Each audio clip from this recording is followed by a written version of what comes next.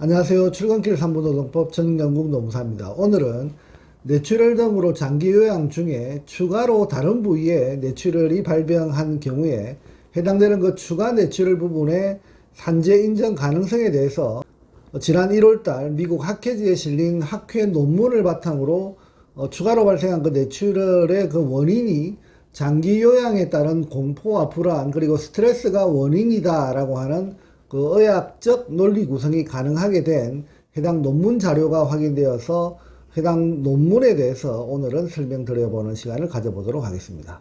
제가 요양 중 사망 사건을 상담하고 그리고 수임받아서 진행하다 보면 뇌출혈로 인해서 장기간 와병 상태로 요양을 하거나 요양이 종결된 이후에 장애 등급을 판정받고 신체적으로 거동이 상당히 불편한 상태에서 연금을 받아가면서 생활하시는 분들이 많습니다.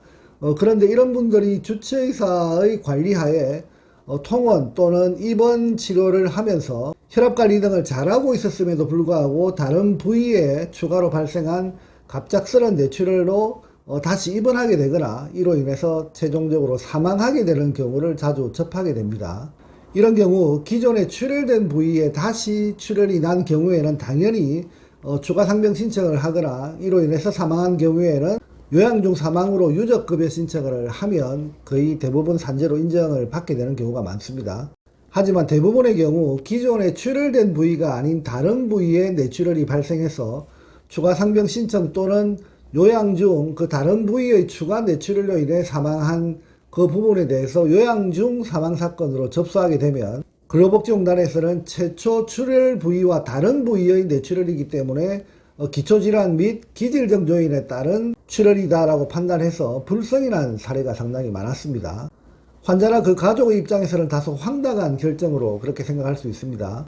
분명히 최초 뇌출혈이 없었다면 장기 와병 상태나 신체 기능이 불편한 상태가 없었을 것이고 이렇게 불편한 상태가 없었다면 추가 뇌출혈도 발생하지 않았을 것이 당연하기 때문에 왜 추가 뇌출혈 부분을 산재로 인정하지 않는가라고 이렇게 유가족분들이나 그 환자분은 주장할 수가 있습니다. 하지만 근로복지공단은 그동안 상당히 부정적인 입장을 고수하였고 대부분 행정소송까지 진행된 이후에 일부 사건들은 판례로 근로자 측 손을 들어준 사례들이 있습니다.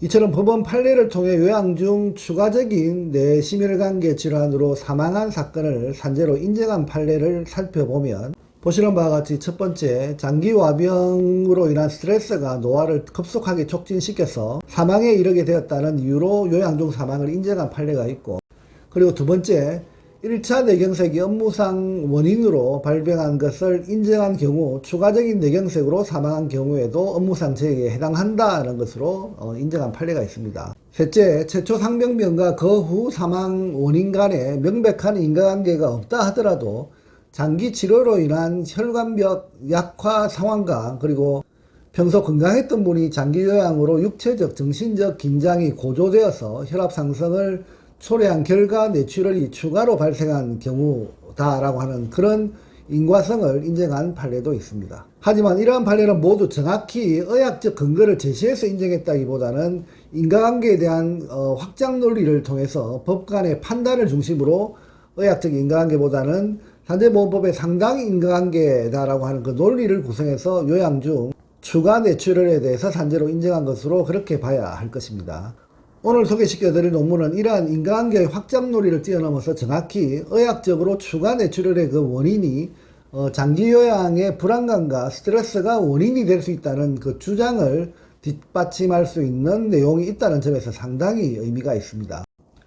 보시는 바와 같이 우선 이번에 확인된 논문은 미국 심장학회 학술지에 2023년 1월에 실린 것으로 요양 중 사망사건에 활용할 수 있는 의학 자료 내용의 그 요지는 뇌출혈 환자의 추가 뇌출혈의 그 위험성 원인으로 공포 그리고 불안 그리고 스트레스를 느낄 때 활성화되는 뇌 속에 있는 편도체의 대사활동이 활발해지면서 심근경색과 같은 혈관질환을 유발시킬 위험성이 높아진다라고 하는 그 내용이 있습니다. 다시 말해서 편도체라고 하는 그 대사의 활성도는 불안, 스트레스가 영향을 미치는데 뇌출혈로 장기 요양 상태에 들어간 환자분들의 경우 신체 활동이 불안정한 상태에서 자신의 처지에 대한 상당한 불안감과 미래에 대한 스트레스 등 급격한 심적 압박의 장기화로 인해서 편도체 대사의 활성도는 지속적으로 영향을 미쳐서 결국 추가적인 다른 부위의 뇌출혈도 영향을 미칠 수 있는 것으로 그렇게 봐야 할 것입니다.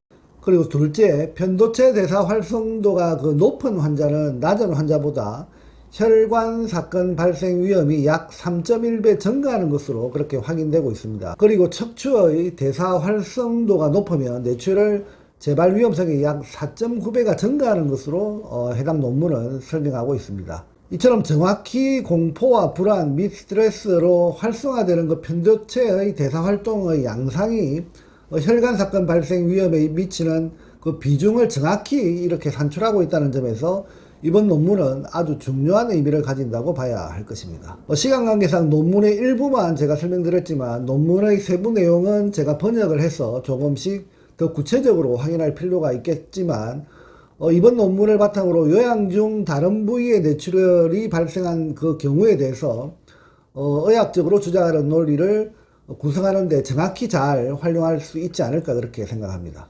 과거에는 인과관계의 법리를 자연과학적 인과관계의 범위를 벗어나서 산재보험법에서 정하고 있는 상당의 인과관계를 주장하는 논리로 과거 판례가 요양 중 사망 사건을 인정하는 추세로 논리를 구성했습니다. 하지만 이번 논문을 통해서 이러한 주장 범주를 뛰어넘을 수 있는 의학적 논리가 나타났다는 점에서 향후 근로복지공단에 주장하거나 또는 법원에서 행정소송을 하는 그 과정에서 해당 논문을 적절히 잘 활용하면 상당히 많은 도움이 되지 않을까 싶어서 오늘 주제로 해당 논문을 발췌해서 설명드리는 시간을 가져봤습니다. 감사합니다.